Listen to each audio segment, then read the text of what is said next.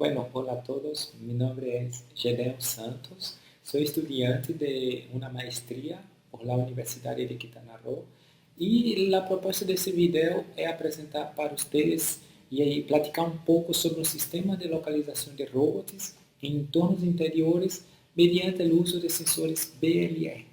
Entonces, para ese trabajo ahí tenemos como director el doctor Homero Toral Cruz. Tenemos también ahí un conjunto de asesores que es el doctor Freddy Ignacio, el doctor José Antonio, el doctor Julio César y el maestro José Raúl. Y vamos a temática. Entonces, el primer punto a considerar es que con relación a la robótica, esta se consolidó y fue ampliamente implementado dentro de fábricas e indústrias, em especial com a presença de actuadores, que eram braços ou estruturas robóticas que ejerciam trabalho, al princípio aislados em determinados espaços, e com o passar do tempo começou a surgir braços que trabalhavam de uma maneira colaborativa, já com a presença de pessoas. E isso se deu principalmente por los avanços em los sistemas de controle. E o grande salto tuvimos em los últimos anos, que foi a presença de robôs que apresentavam mobilidade. Essa mobilidade em especial nos remete a uma necessidade, que é a necessidade de um monitoreio e de uma navegação.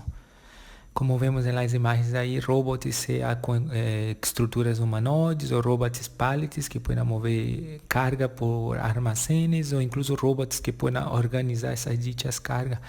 E a necessidade de um monitoreio e de uma navegação está diretamente relacionado com a ideia de que esses dispositivos podem se deslocar por esses espaços com 3 pontos ou 3 fatores essenciais, entre muitos outros, que são a segurança, o controle e a automatização.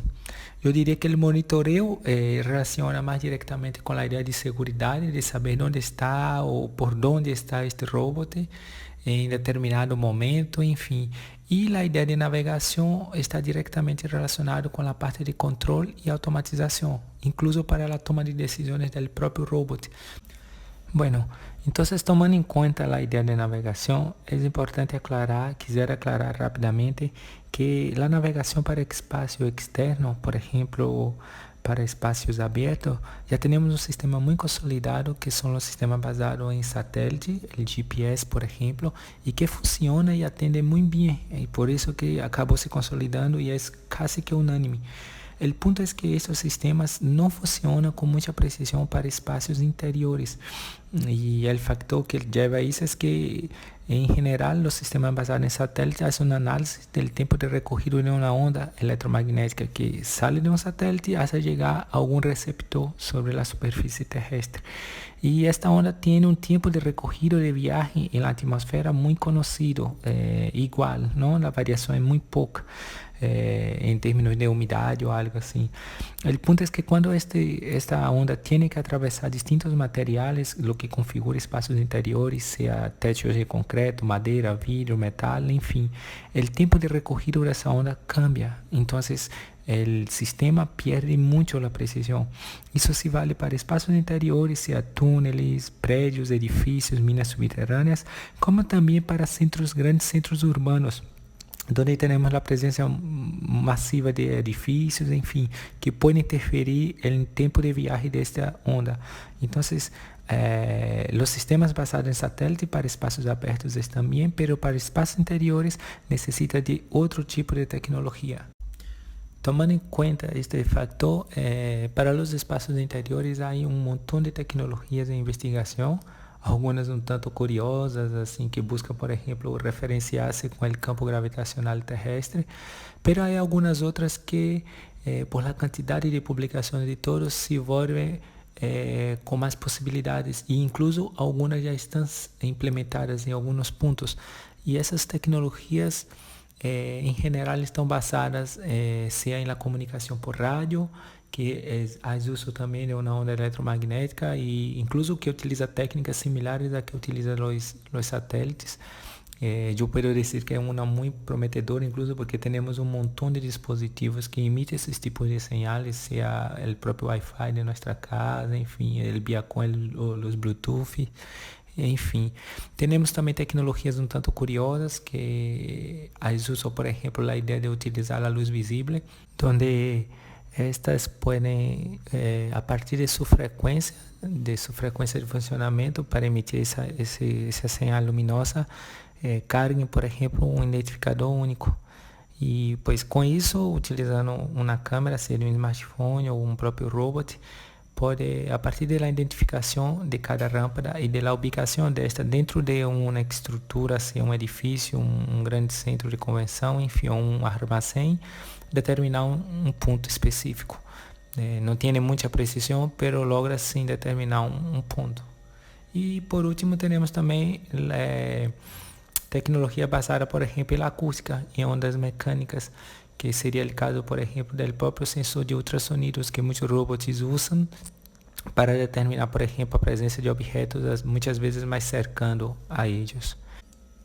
O ponto que temos aqui é que para que essas dichas tecnologias puedan funcionar, em especial se hablamos, por exemplo, de las que estão basadas na análise de la señal, de uma señal de rádio, por exemplo, hacen uso de diferentes técnicas e há distintas técnicas que podem ser implementadas.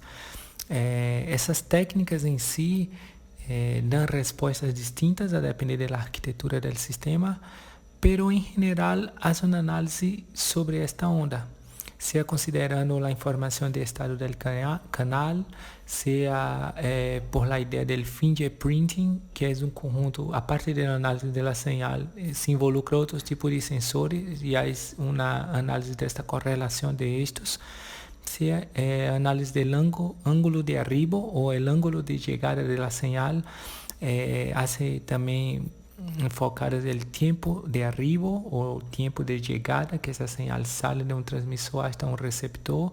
Há a possibilidade também de analisar a diferença de tempo de arribo.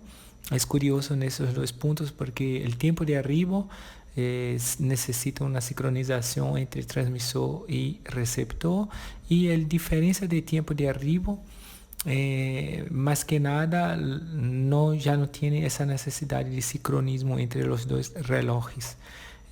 Tem também a ideia de análise do tempo de regresso de vuelo, que sim, em alguns casos pode ser implementado. Pode-se analisar também a fase de arribo, a fase de chegada da onda. A fase de arribo e o ângulo de arribo, em geral, são análises um pouco mais complexas no sentido da aplicação de hardware, porque necessita, por exemplo, mais de uma antena em el dispositivo receptor para que pueda hacer esta comparação. E em último, acá temos um indicador de força da señal recebida, que puedo dizer que é muito prometedor, e um fator a observar é que muitos sistemas fazem uso da correlação de estas técnicas, não somente uma. E este indicador de força, em geral, é aplicado em conjunto de maneira híbrida com quase todas as anteriores. Eu diria quase todas, porque há exceções e depende do desenho do sistema a considerar. Tendo uma dessas técnicas como exemplo, quiser explicar rapidamente como podemos locar determinar uma posição dentro de um espaço interior. Tenemos então que temos um transmissor e ao emitir a señal, um receptor, quando percebe o tempo de chegada ou a intensidade, pode determinar a distância deste transmissor. O tema é que essa distância está caracterizada por uma hipérbole que está alrededor do transmissor. O ponto em questão é que se temos, por exemplo, a presença de outros transmissores, quando analisamos, por exemplo, dois de estes, em los pontos de intersecção, já nos favorece duas possíveis ubicações. E se considerarmos que a parte de dois utilizarmos três señales, isso já reduz a um ponto específico, por exemplo, dentro do espaço. Sendo esta, então, a ubicação deseada. O tema é que essa ubicação pode ter uma precisão de metros, centímetros, milímetros, a depender do sistema. Considerando então essas diferentes técnicas, para poder trabalhá-las, se hace necessário a implementação de um tipo de algoritmo. E o que estamos considerando para estes estudos é que estamos basando eles em uma análise mediante os algoritmos de multilateração.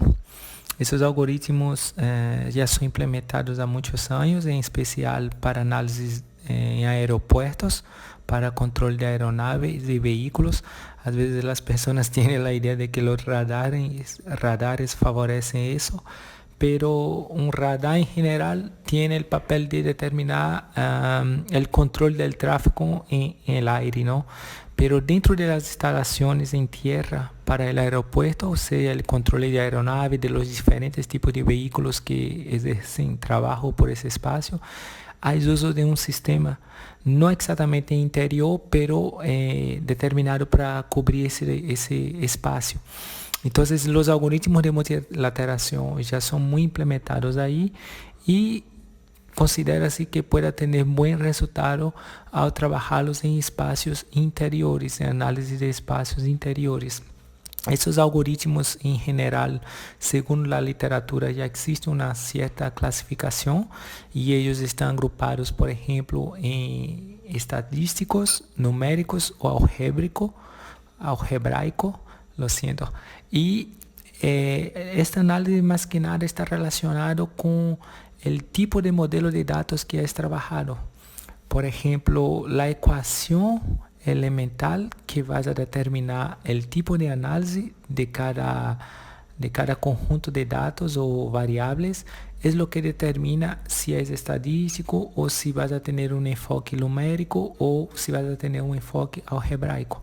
Y brevemente, trayendo como resultado de lecturas que he hecho, los algoritmos que tienen demostrado más precisión están relacionados con el factor estadístico. De esos ahí tenemos solamente los algoritmos de Taylor.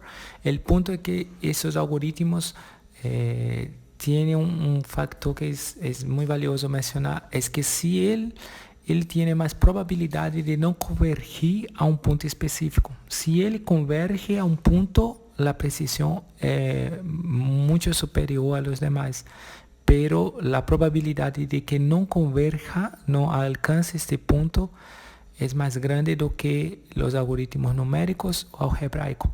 Incluso existen sistemas que, por ejemplo, manejan análisis doble y utilizando tanto estadístico cuanto numérico. Bueno, aparte del tipo de algoritmo que tenemos que implementar de acuerdo con la necesidad del sistema, hay algunos retos que quisiera comentar cuando hablamos de una navegación interior. Y consideramos, por ejemplo, y quisiera mencionar un determinado espacio, el punto es que la navegación interior tiene que lidiar mucho con el cambio espacial, porque eso interfiere directamente en el sistema. Sea, por ejemplo, cuando tenemos un cambio en la estructura física del espacio, por ejemplo, que una puerta se cambia de posición.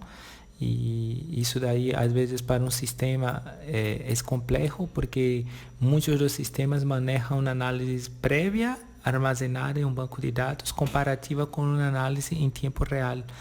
Y hay un reto aún más grande que está relacionado con los muebles o objetos que tenemos dentro de ese espacio, que la configuración también puede cambiar bastante. Inclusive en cuestiones de horas, por ejemplo. Entonces, cuando tenemos en cuenta la idea de navegación en entornos interiores, aparte de esos retos, existen muchos otros desafíos que todavía dificultan que aparezcan sistemas consolidados, como por ejemplo tenemos el GPS para los espacios abiertos. En los espacios interiores hay un juego de puntos que normalmente cada necesidad o aplicación da más énfasis y eso hace con que los sistemas todavía sean tan diversos. Y hay sí muchos sistemas siendo implementados que atenden, pero por serem muy específicos todavía siguen siendo muy costosos y muchas veces es un reto poder, por ejemplo, integrarlos a diferentes tipos de aplicaciones. Bueno, entonces tuvimos aquí una mirada general sobre las diferentes técnicas y tecnologías que pueden favorecer un sistema de navegación para entornos interiores. Tenemos aquí las referencias a las cuales tomamos como base para esta presentación y quisiera decir que muchas gracias por su atención.